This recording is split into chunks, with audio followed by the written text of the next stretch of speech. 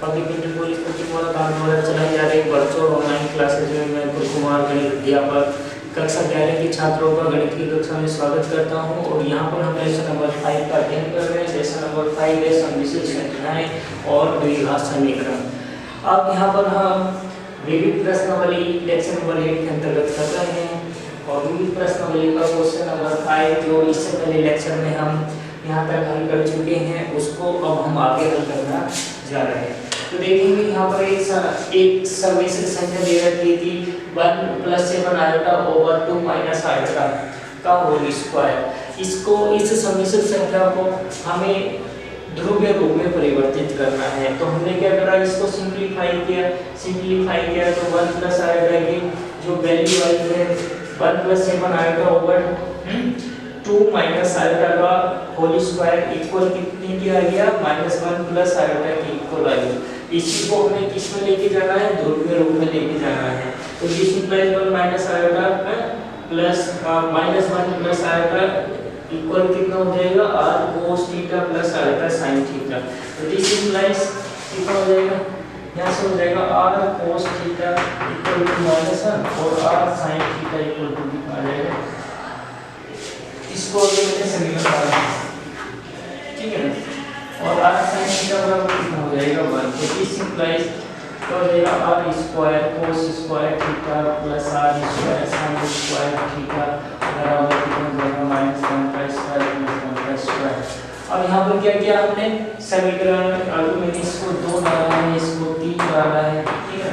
इनको वर्ग करके जोड़ा है, वर्ग करके जोड़ने पर, तो वर्ग करके जोड़ने पर कितना मिल गया, r square plus 4r cos square theta r square into cos square theta plus r square sin square theta equal to कितना हो गया -1 का स्क्वायर प्लस 1 का स्क्वायर। तो this implies r square common ले लिया तो ये हो गया cos square theta plus sin square theta और ये हो गया 1 + 1।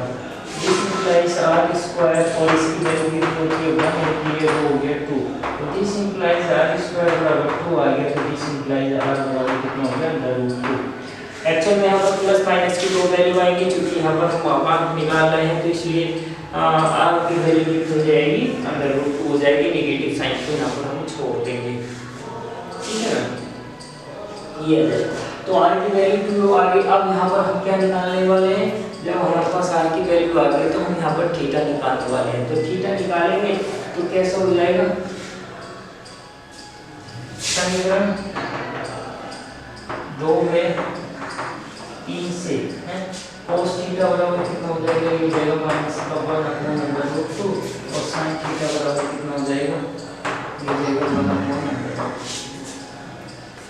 ठीक है ना। समीकरण 2 से जैसे हम यहाँ पर क्या रखने वाले हैं, √2 रखने वाले हैं। √2 कहाँ चला जाएगा, दूसरी तरफ चला जाएगा तो cos थीटा और ये आ जाएगा। तो this implies theta equal theta. अब देखिए साइन पॉजिटिव प्रथम में होता है, द्वितीय में होता है, लेकिन cos नेगेटिव कहाँ पर होता है, सेकंड में होता है। सेकंड में होता है तो इसलिए थीटा बराबर कितना हो जाएगा, ये हो जाएगा पाई माइनस ये कितने की वैल्यू होती है, π/4 की वैल्यू होती है। तो ये हो जाएगा हमारे पास 3π/, कितना हो जाएगा 3π/4 हो जाएगा। तो थीटा की वैल्यू भी आ गई हमारे पास और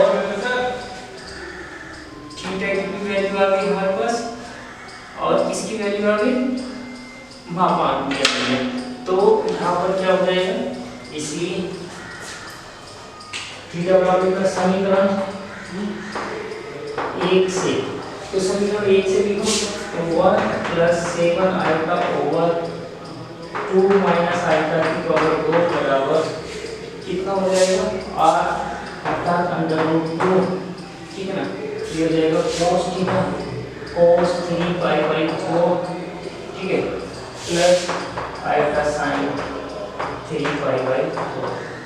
तो ये हमारे पास इसका आंसर हो जाएगा।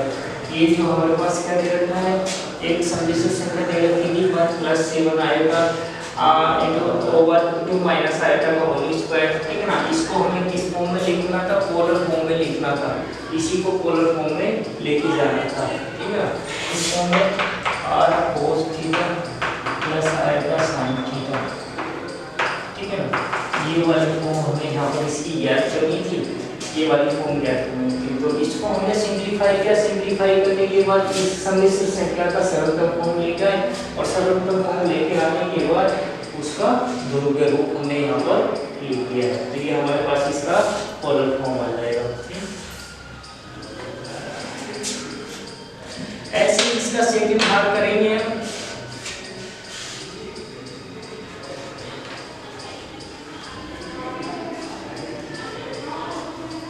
ऐसे यहाँ पर इसका सेकंड भाग करेंगे और सेकंड भाग भी ऐसे ही हो जाएगा। क्वेश्चन नंबर 6 से 9 में दिए गए प्रत्येक समीकरण को हल करना है। क्वेश्चन नंबर 6 हम करा देते हैं, उसके बाद सारे प्रश्न इसी प्रकार से होंगे। क्वेश्चन नंबर 6 को यहाँ पर देख लेते हैं।